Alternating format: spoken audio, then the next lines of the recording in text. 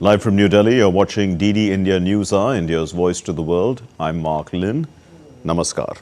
Coming up in the next hour. The nation pays tribute to the former Prime Minister Dr. Manmohan Singh. His last rites will be performed at the Nigam Bodh Ghat in New Delhi in a short while from now.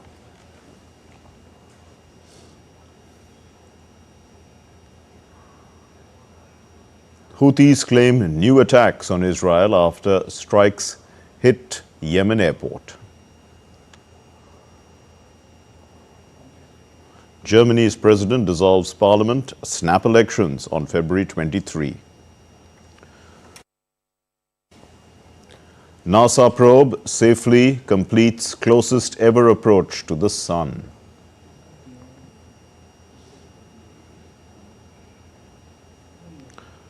Cold wave conditions intensify in several parts of North India as upper Himalayan region receives fresh snowfall.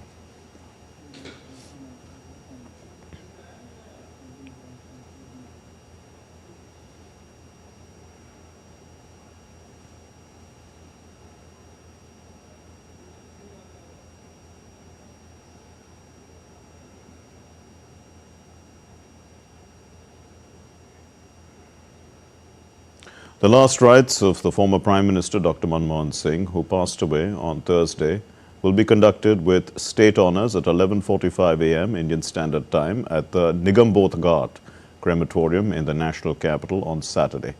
The mortal remains of Dr. Singh were kept at the All India Congress Committee headquarters for people and Congress workers to pay their last respects. Dr. Manmohan Singh, who was also known as the architect of India's economic liberalization, passed away on Thursday night at the age of 92.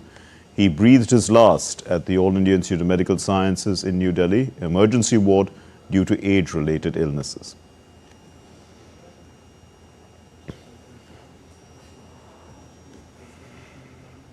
Dr. Manmohan Singh retired from the Rajya Sabha in April 2024. Despite his age-related illness, Dr. Singh attended some sessions of Parliament in a wheelchair, a rare display of dedication by a 92-year-old economic strategist. Let's take a look at the life and times of Dr. Manmohan Singh. Manmohan Singh, a pioneering economic administrator, statesman, and India's third longest-serving Prime Minister, passed away at the age of 92. A towering figure in India's public life, his remarkable journey from humble beginnings to shaping the nation's economic and political landscape will be remembered for generations to come. Born on the 26th of September in the year 1932 in a village in Punjab province of undivided India, Singh excelled in studies despite limited resources. He won a place at Cambridge University before heading to Oxford, earning a doctorate with a thesis on the role of exports and free trade in India's economy. His book, India's Export Trends and Prospects for Self-Sustained Growth, was an early critique of India's inward-oriented trade policy. His academic credentials were burnished by his years on the faculty of Punjab University and the prestigious Delhi School of Economics. In the year 1971, Singh joined the Government of India as an economic advisor in the Commerce Ministry. This was soon followed by his appointment as the Chief Economic Advisor in the Ministry of Finance in 1972.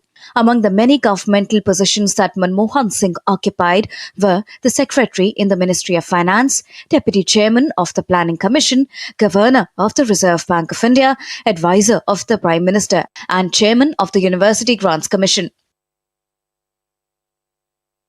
He was nominated to the Rajya Sabha for the first time by the Congress Party in October 1991, 4 months after he became the Union Finance Minister.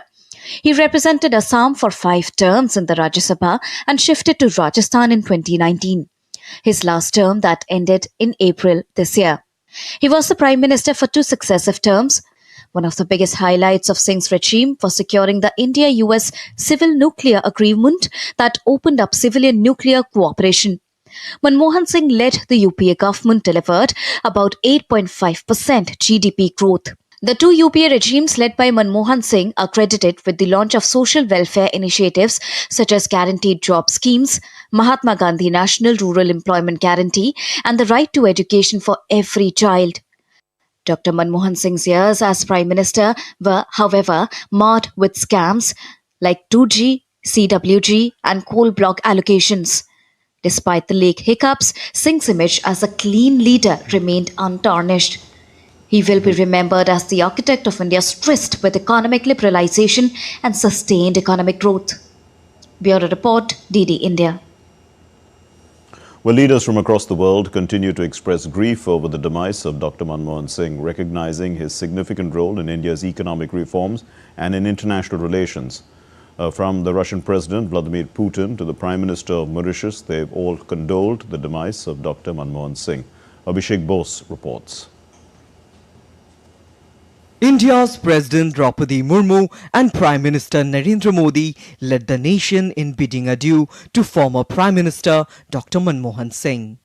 PM Modi said India will always remember his contributions to the nation.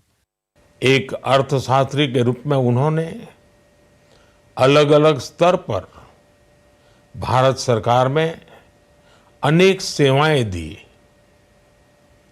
एक चुनौतीपूर्ण समय में उन्होंने reserve bank के governor की भूमिका निभाई।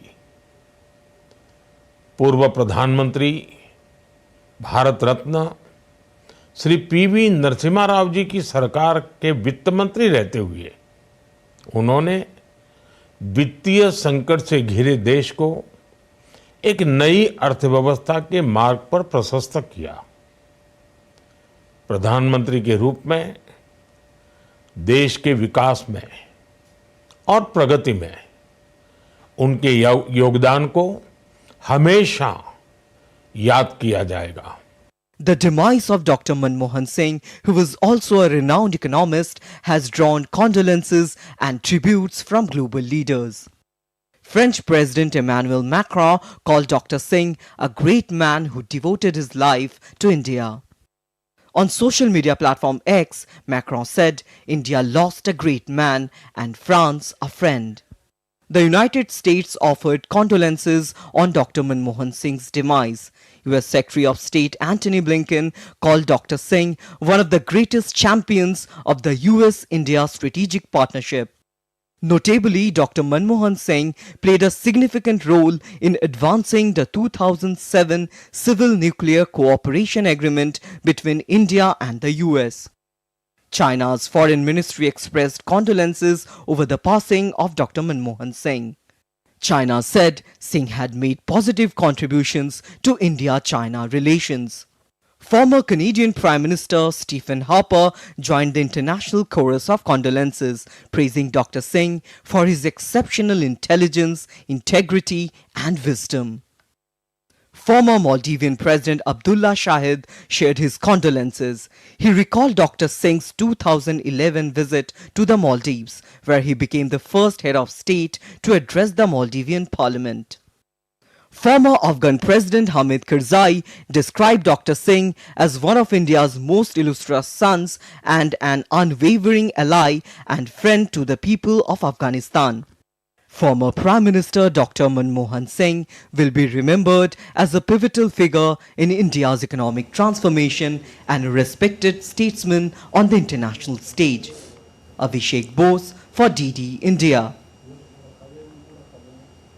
Well, the UN chief, the Secretary General of the United Nations, Antonio Guterres, also condoled the demise of Dr. Manmohan Singh, issuing a statement, and he said that Dr. Singh played a pivotal role in India's recent history, particularly in shaping its economic trajectory.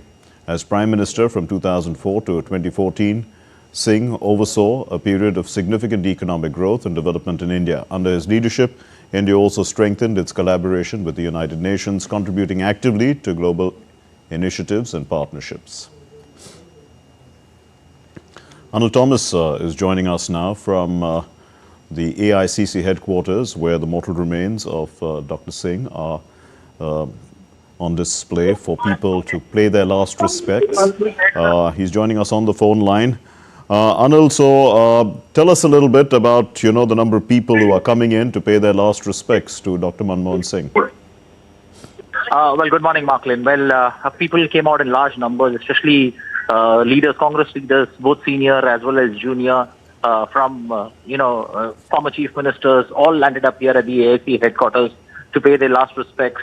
The Congress President Mallikarjun Kharge, Rahul Gandhi, Priyanka Gandhi, Sonia Gandhi, all leaders from all walks of life on whom Dr. Manmohan Singh had left some kind of imprint, especially when it comes to how his work ethics and also with regards to, memories that were associated with with the former Prime Minister, clearly indicative with the huge crowd that landed up at the AICC. It's a rare thing to see this kind of, crowd turn out, especially at AICC, to pay respects to the former leader.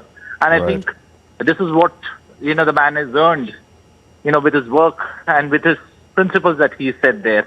And I think, many a times your life and your work that you've done, that's embodied in the essential democracy, and that's what Dr. Manmohan Singh firmly believed. And I think that was very evident in the response that he got, especially at the AICC headquarters, with a large turnout of people and followers that came to pay their last respect to the departed former Prime Minister. Right, Anil, and what's the program from there now? When will the body move out of the AICC headquarters and be in procession for the final, for the funeral?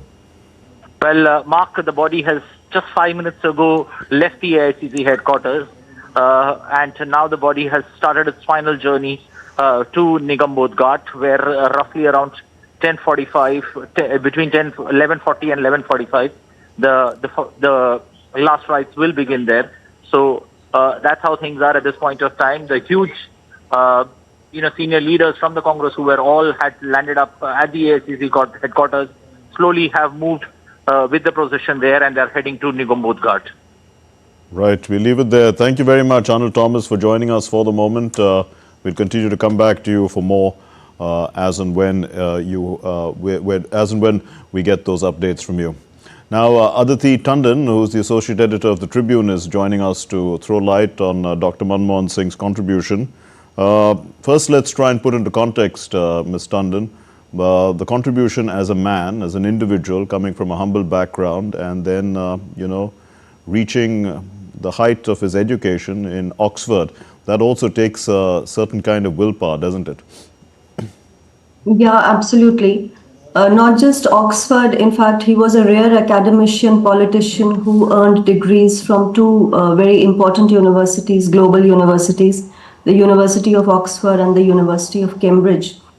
And, when you look at his life journey and you look at the adversities that his family had to endure following the partition years, and, the way he faced the struggles in his life to keep his patience and to continue along the path of academic excellence through extreme focus, you realize that nothing is impossible in life. Right. So as a man, Dr. Manmohan Singh's life stands out as a clear example of, vanquishing all adversity to reach really the pinnacle of your career. And then we'll look at his contributions, as a technocrat. Then coming in with all this knowledge, he gets into the government as an advisor in various economic ministries, and then, RBI governor, deputy chairman of the Planning Commission, all this before, he becomes the finance minister of India when he brings about those economic reforms. But let's talk about, how he slowly probably influenced policy as an advisor at that time, and then later on, when he was at the helm of affairs, managed to initiate it. Right, when he joined the government for the first time in 1971, records point to a very important paper that he wrote for the then Prime Minister Indira Gandhi-led government, in which he actually argued and told the policy makers that India should stop looking inwards when it comes to economic policy. So, Dr. Manmohan Singh clearly was much ahead of his times. Of course, those were the times when nationalization, socialism were at their peak. And, banks were being nationalized. The Indira Gandhi government was known for a certain set of policies. So for Dr. Singh to actually argue for an outward-looking economic policy at that time, I think was a very bold statement to have been made by a technocrat. But it also reflects that he was an intellectually very honest public servant, because he spoke truth to power and he warned India and the policymakers and the government much ahead of the time that you actually need to start the groundwork for that. And it was much later, as we all know, that Dr. Manmohan Singh was actually able to, open the economy of the country. Sure, but let's look at the circumstances that led to that. There was the breakdown of the Soviet Union. India was dependent on the Soviet Union during socialism, the socialistic phase to a large extent, economically. But then, India had foreign exchange reserves which were only limited for a few weeks of imports, really in dire straits. And Dr. Manmohan Singh comes in with total bold reforms at that point of time: liberalization, privatization, devaluation of the rupee, new industrial policy, all right up front, and totally transforms the economy, brings in, unleashes the entrepreneurial skill, brings in foreign direct investment, and the economy takes off as a result of that, and we are still benefiting from it today. Right, absolutely. That was a critical year in the journey of the Indian nation. A lot of economists, a lot of political observers have actually said that India attained political independence in 1947, but economic independence in 1991. So that was the import of the decision that Dr. Manmohan Singh took. But what also is important here is that the political will of the time stood behind him. Right. We cannot discount the fact that the then Prime Minister P.V. Narasimha Rao gave his Finance Minister Dr. Manmohan Singh free hand to execute whatever reform, whatever bold reform was required to actually bring India out of the dire straits, as you correctly mentioned. We were literally on the verge of a major global default. And to bring the country back from that cliffhanger situation was really credit not just to Dr. Manmohan Singh, but an equal credit to P.V. Narasimha Rao, who told Manmohan Singh that you are free to do what you want. And as you said, a lot of structural reforms were brought in. And for the first time, I think the economy was opened up for the foreign direct investment. The investment climate was eased. And a lot of private industry was encouraged to, boost investment. So suddenly there was a turnaround. A lot has been written about how, political and economic observers of the time have said that it took, Indian economy took a very quick reverse turn. Right. So the measures that Dr. Singh introduced really proved to be, a life-saving drug for the Indian economy, which was in the ICU at the time. Indeed, and the public sector, also took a backseat after that, because India was a mixed economy, very public sector driven, and here we saw the private sector coming to the fore, being encouraged, and we can see that that has led to the creation of so much wealth in the country, and also empowerment as a result of that. Many people would have to look back and say it was perhaps he was the right man at the right time in the right place. But, they would owe the strength that they have today to the times and the reforms that were brought in 1991, as you did mention, under the Prime Minister P.V. Narasimha Rao. Yeah, I think it was a major policy shift, not just in the journey of the Indian nation, but it was a major policy shift equally in the policies and philosophy of the Congress party, which had ruled India for much of the time until 1991. We all know that. Congress, was left of center, was largely a socialist party. And for Dr. Manmohan Singh and P.V. Narasimha Rao to bring in privatization at that time and to actually take a radical shift in the economic policy that the party had largely followed from the times of Pandit Nehru, then Indira Gandhi, and then Rajiv Gandhi for the time that he was around. So it was not a politically easy decision to take, but of course, as you said, that it was the right decision to take. What is ironical, though, is that, the private investors that were so emboldened and encouraged by the sudden opening up of the Indian economy because of Dr. Singh's several measures that were taken, they did take a hit in the second term of the UPA, when Dr. Manmohan Singh was actually accused of leading a corrupt government that encouraged crony capitalism. So Right. that was quite a reversal actually, but Sure. that was quite ironical. So let's come back, take ourselves forward then to the time when Dr. Manmohan Singh became Prime Minister of India. Now he was, many would say that, he didn't have the political acumen to be in that job, but, anyone who rises to be Prime Minister of India obviously has political skills as well.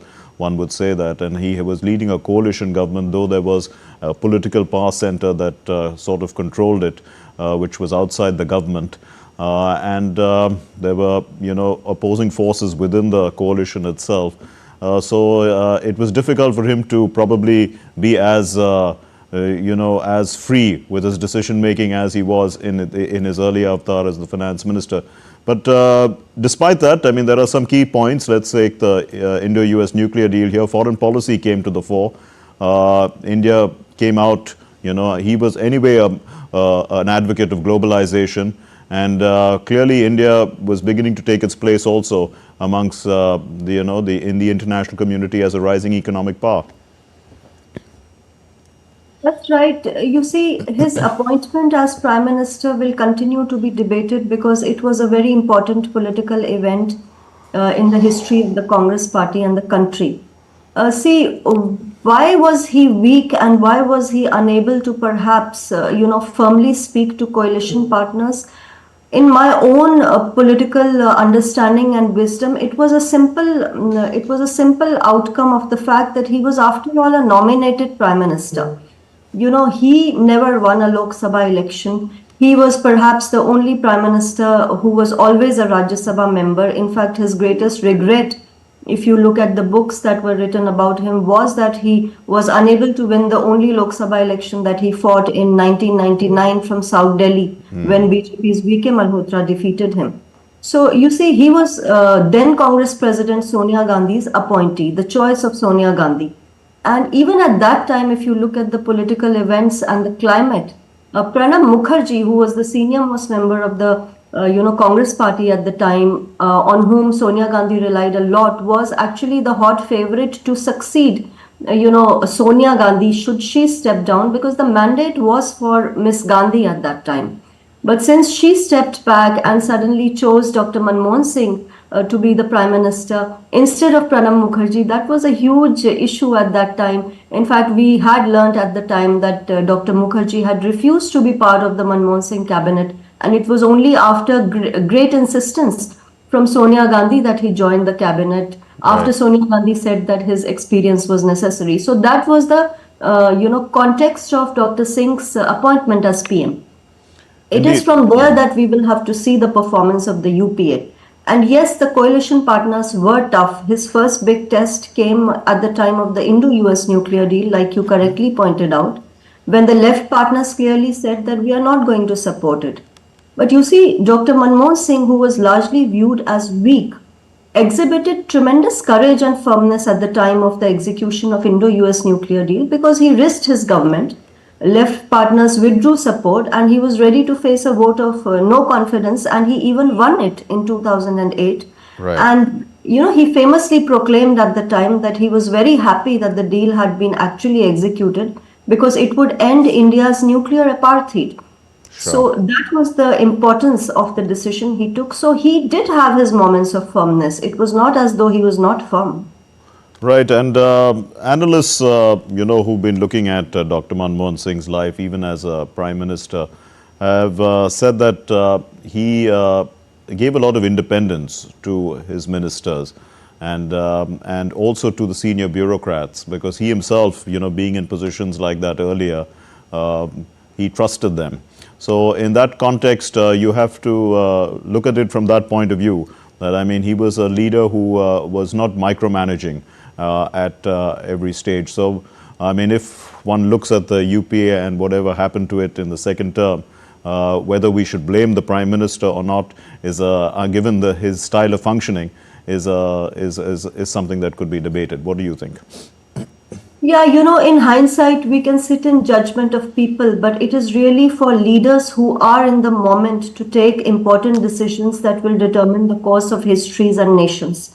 So I've always believed that Prime Minister Manmohan Singh, during his first term, took off gloriously. The kind of measures that he introduced, brought him a lot of public acclaim, especially the Narega, which was a landmark, act that was to guarantee, wages to poor workers. He brought in transparency in governance through the Right to Information Act.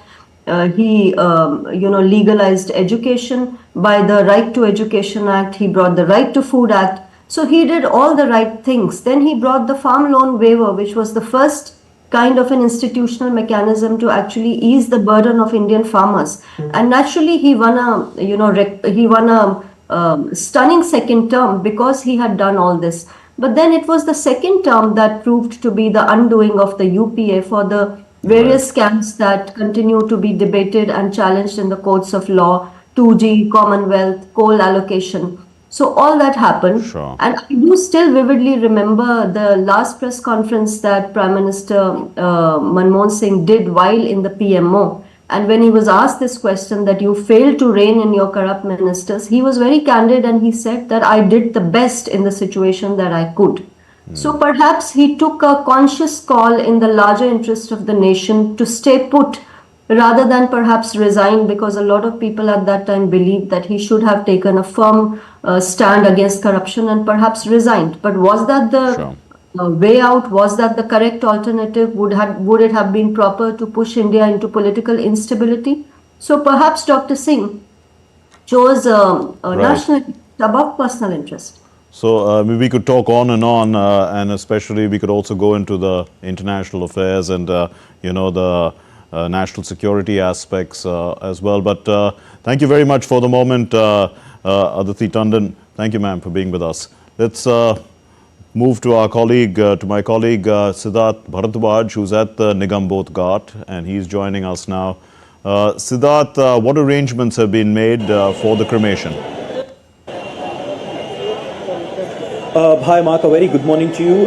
The mortal remains of former Prime Minister Dr. Manmohan Singh will be arriving here really soon, and as if I talk to you about the arrangement, then I would like to show you, I would like to request my camera person to pan the camera and show you that there are several security teams that have been deployed here, Mark, and you can see the tight security measures have been put in place because first the mortal remains will come, and after that some prominent personalities will also come here. So the security measures will have to be really tight. So you can see the different teams of security have been deployed here outside Nigam Bodh Ghat here where I am standing right now. And you can see the traffic is somewhat has been halted because that all the media personnel are also present here, and along with the security team, the security measures have been put in place. The VVIP movement is also happening here, Mark. So the security arrangement in that way is also really tight. Like I just mentioned, that the mortal remains of former Prime Minister Dr. Manmohan Singh will be arriving here anytime, and the traffic personnel, the traffic police is ensuring that there is a smooth flow of traffic despite all the VVIP movements and everything which have been put in place. We've reached there like just a few minutes ago, and Mark, you can see this security in here is really tight. Behind me you can see are all the media personnel who are standing there, and VVIPs are also mourning the demise of former Prime Minister Dr. Manmohan Singh. So this is the update from here, Mark, and as and when the mortal remains will arrive, I'll definitely update you, but some personalities will also arrive here at Nigam Bodh Ghat. Mark, this is the update that we are getting for you as of now. Right. Thanks very much, Siddharth. We'll definitely come back to you in a short while as and when you have those updates.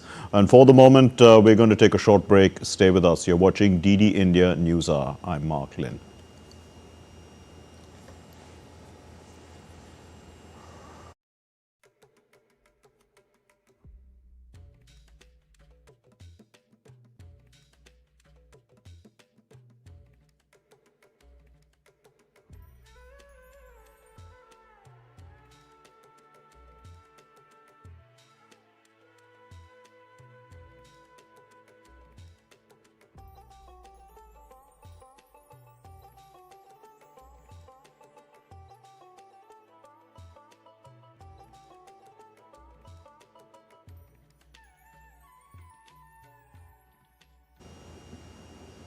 You're watching DD India News Hour. I'm Mark Lynn. Here's some other news now. And India's External Affairs Minister, Dr. S. Jaishankar, who is currently on an official visit to the United States, where he met the officials of the Indian Embassy and Consul Generals in the United States. He discussed opportunities for deepening partnership, focusing on technology, trade and investments. In the 2 days that he's there, there's a 2-day conference he's going to have with them. He also shared views on better serving the Indian community in the United States. The minister also met the U.S. Representative Mike Waltz. He had a wide-ranging conversation on the bilateral relationship as well as the current global environment. Mike Waltz is Trump's pick for the National Security Advisor's post.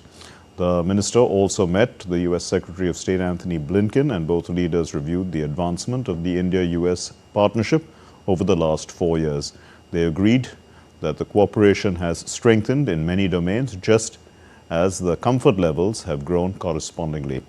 Both have showed confidence that the India-U.S. relationship will serve mutual interests as well as global good.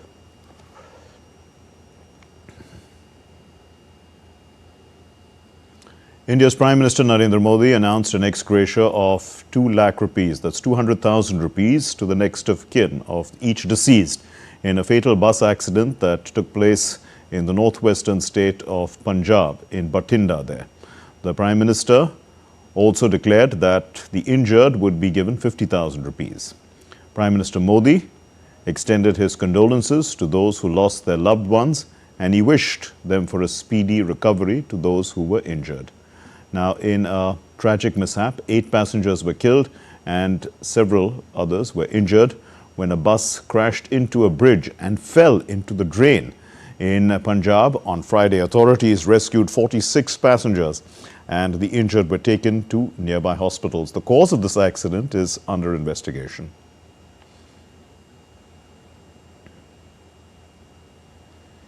Well, rain swept through Delhi, leading to a drop in temperatures and intensifying the ongoing cold wave conditions. The India Meteorological Department has predicted severe cold wave conditions resulting in dense fog in parts of Jammu and Kashmir, Uttarakhand, Himachal Pradesh, Haryana, Delhi NCR and Chandigarh on Saturday. It also stated that parts of Uttar Pradesh, Haryana and eastern Rajasthan will receive thunderstorms and hailstorms on Saturday.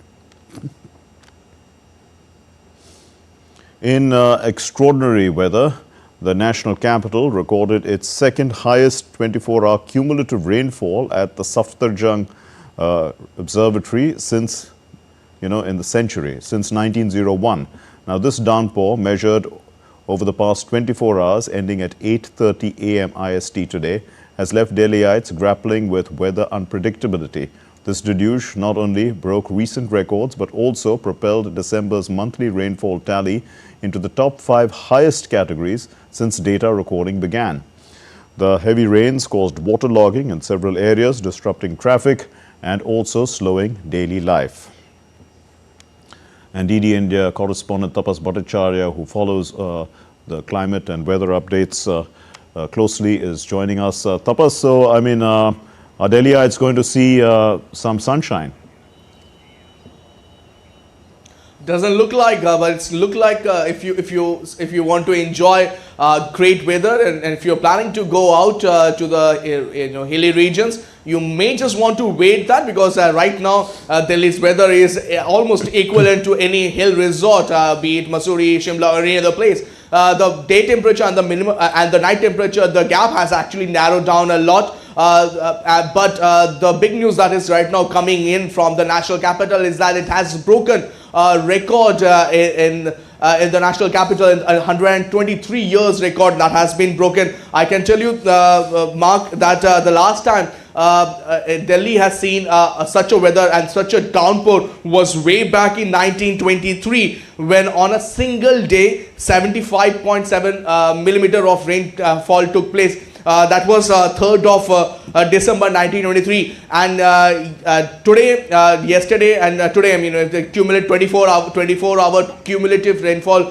activity that has been measured by the IMD, we have already seen more than 41 millimeter of rainfall. So it has become the second highest rainfall, in a particular day, and we expect that it will continue to, notch up some more records, because as per IMD, the prediction is that yesterday and today, that is Friday and Saturday, Delhi, NCR, as well as the hilly regions and northwest part of the country will face this kind of weather activity. Rainfall along with thunder showers are expected. So we will find more such records tumbling.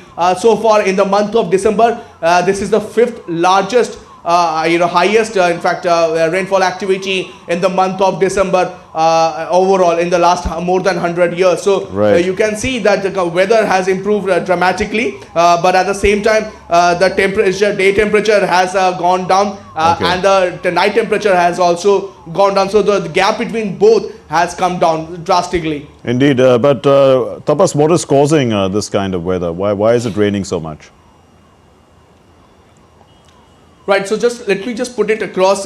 We mentioned that there is no cold wave condition per se, because the minimum temperature in Delhi Safdarjung department is 12.7. This was measured today. The reason why we are having such a huge downpour right now is because of a convection of a western disturbance.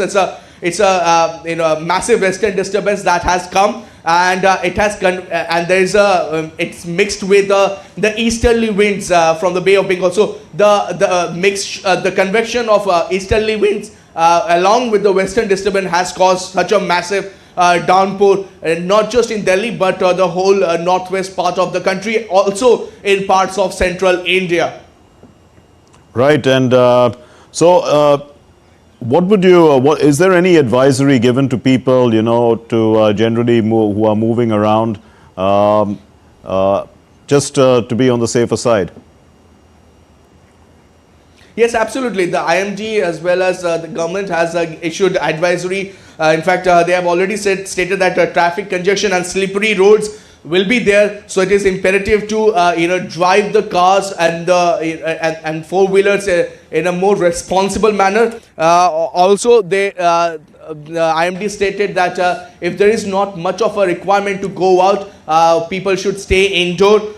There is also we believe they have also suggested that traffic advisories should be followed, and not to touch electric or open wires that keeps hanging in some parts of Delhi NCR regions. We have seen that. And also, as I mentioned, careful driving, that's the most important part at this particular time, because the roads are slippery and there is a lot of chances to somehow lose control of your vehicle if you're going if you're overspeeding, especially in national highway and roads which are prone to have accidents.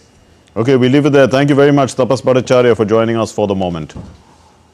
Moving on to other stories now. As tensions in West Asia escalate, the Houthis have claimed they've attacked Israel in retaliation to the airstrikes that hit the international airport in Sana'a and other targets in Yemen. The Houthis fired a missile at the Ben Gurion airport. This happened outside Tel Aviv, and launched drones at the city as well as a ship in the Arabian Sea. The Israeli military has reported that a missile launched from Yemen had been intercepted before crossing into Israeli territory. The Houthis have stepped up their attacks against Israel since late last month, when a ceasefire took effect between Israel and Hezbollah. According to the Houthi Transport Ministry, flights from Sana'a airport resumed at 10 a.m. yesterday despite the damage. The Israeli strikes on Thursday landed as the head of the World Health Organization said that he and his teams were preparing to fly out from Sana'a, injuring a UN crew member. The strikes left the top of the control tower a bombed out shell, and large windows in the airport building were also shattered, with glass littering the ground.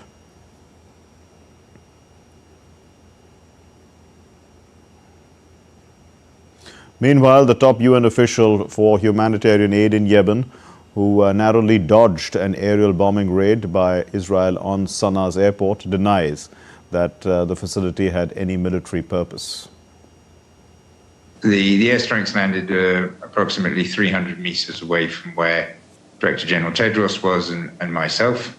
There was one airstrike approximately 300 meters to the south of us, and about another airstrike about 300 meters to the north of us. What was most frightening about that airstrike wasn't the effect on us, is that the airstrikes took place as a civilian airliner from Yemen carrying hundreds of Yemenis was about to land. And in fact, that airliner from Yemen was landing, taxiing in when the air traffic control was destroyed. Fortunately, that plane was able to land safely. He on Friday said that North Korean troops deployed in Russia's Kursk region are suffering heavy losses as they are sent with minimal protection and being left unprotected by the Russian forces that they are fighting alongside. We see that neither the Russian military nor the North Korean overseas have any interest in assuring the survival of these North Koreans. Everything is set up so that it is impossible for us to capture them. There are instances where they are executed by their own forces. Russians send them into assaults with minimal protection. Today, reports came in regarding a few North Korean soldiers. Our troops managed to take them captive, but they were severely wounded, and it was not possible to save their lives. Let's go back to Siddharth Bardwaj, who's joining us from Nigambodh Ghat, and these are visuals that we are getting of the mortal remains of the former Prime Minister, Dr. Manmohan Singh, as they travel to Nigambodh Ghat, a procession of people following it. Siddharth is at Nigambodh Ghat. Siddharth, when are the mortal remains expected to reach? Well, Mark, in the latest update, the mortal remains can be expected anytime soon. Now, you can see behind me, journalists have gathered, and as per the information that we got a while ago, that the mortal remains of former Prime Minister Dr. Manmohan Singh can be here anytime soon. You can see the security deployment is really heavy. The security is really tight. One, because of the mortal remains will be, coming really soon, and also some VVIPs are continuously coming here. You can see, you can hear the sirens here around me, and you can also see the activities, on the road here. Mark, the security personnel have tightened, the security, and also everyone is being told that you have to be inside a certain at a certain point. No one can go beyond that point. And if I show you this side, Mark, that is the front gate of Nigambodh Ghat that I'm showing it to you. It's also written Moksha Dwar here, where the mortal remains of former Prime Minister Dr. Manmohan Singh will arrive anytime soon. Now there is a continuous movement of the VVIPs. The VVIPs are continuously coming here, Mark. And that is the reason why the security deployment is heavy. This is what the scene like here outside the Nigambodh Ghat. As and when the mortal remains will come, definitely I will tell you. But as of now, this is the information that we are getting from you from Ground Zero. Mark, back to you. Sure. Right, we'll keep coming back to you, Siddharth. I'm also joined by Anil Thomas, who was at the Congress headquarters, from where the mortal remains actually left, and now the mortal remains are on their journey to Nigambodh Ghat. This is the final journey of the mortal remains of the former Prime Minister, Dr. Manmohan Singh, a leading figure in India's economic history, who played a pivotal role in transforming the country, bringing it out of stagnation in a sense and putting it on the high growth path in terms of economic growth, and also as Prime Minister having initiated the Indo-US nuclear deal and ending India's nuclear appetite. These are what he says one of his significant contributions. There are many more. But let's talk to Anil Thomas now. Anil, how does the Congress remember Dr. Manmohan Singh? Well, Congress, especially Congress, remembers Manmohan Singh for the wisdom and decency and the humility that he brought to politics. Two turning points in India's modern day reforms or economic reforms. One in 1991, when as a finance minister, the changes that Dr. Manmohan Singh brought about under that P.V. Narasimha Rao government, and in 2004 as the Prime Minister. Remember, it was a fractured mandate that the Congress had managed to get. Congress was still learning the ropes of coalition politics. And Dr. Manmohan Singh didn't have a constituency of his own, if one may put it that way. Remember, the only elections that he fought in 1999 from South Delhi, he had lost. So he didn't have a constituency of his own. It was the Congress party senior leader Sonia Gandhi's inner voice that stood out and recommended Dr. Manmohan Singh to lead from the front. Not much of political experiences, but then he led it, with a feather in his cap, when you look at the 10 years that he's had as a Prime Minister. And I think fond memories of, the master strategist that he was, the master economic strategist that Dr. Manmohan Singh was, when you speak to senior leaders who were part of his cabinet, like V. Narayan Swamy, Salman Khurshid, for that matter, even Sushil Kumar Shinde and other people who fondly remembered his close association when they were chief ministers and he was, Dr. Manmohan Singh was the Prime Minister, the fond association that he had with chief ministers and, his idea of listening to them. And I think one word that stood out was, he was open to criticism from state chief ministers, from Congress as well as non-Congress ruled states. And I think that's what listening to criticism and taking that criticism in his stride and working on it was something that could be a big learning point that, leaders could take from Dr. Manmohan Singh, according to senior leaders who were present here. Right. Stay with us, Anil. I've also got Siddharth, who's with us from the Nigam Bodhghat. Siddharth, tell us a little bit about the kind of seating arrangements that have been made for VIPs and, what can be expected in terms of the final rites, the last rites that will be performed. Siddharth, are you with us? Mortal remains of yes, very much, Mark. If you can hear me. Yeah, I can. Go ahead. Okay, Mark, like I just told you that the mortal remains of former Prime Minister Dr. Manmohan Singh, will arrive anytime soon. And as far as the VVIP seating arrangements is concerned, that we don't have such information, any information, according, related to it, because the media personnel are only restricted till the entry gate, the gate which I just showed you a while back, and beyond that point, only VVIPs and VIPs are allowed, and there is a continuous movement of VVIPs and VIPs, like I showed you earlier as well, and right now as well, the VVIPs and VIPs are coming. The mortal remains can arrive anytime soon, so the security is very much tightened here. As you can see, different security teams have been deployed. As behind me you can see people. Yes. I believe there are some politicians also. As I can see with my eyes, they are there at the gate. They have come here. As mortal remains of former Prime Minister Dr. Manmohan Singh can arrive any soon. They are already going inside, and this is a moment where almost everyone, is trying to come in, but only the VIPs and VVIPs are allowed inside. Yes. You can see it is the a state funeral after all, so that's the reason why I asked you that question. Definitely. But let me move once again to Anil Thomas, who's at the Congress headquarters.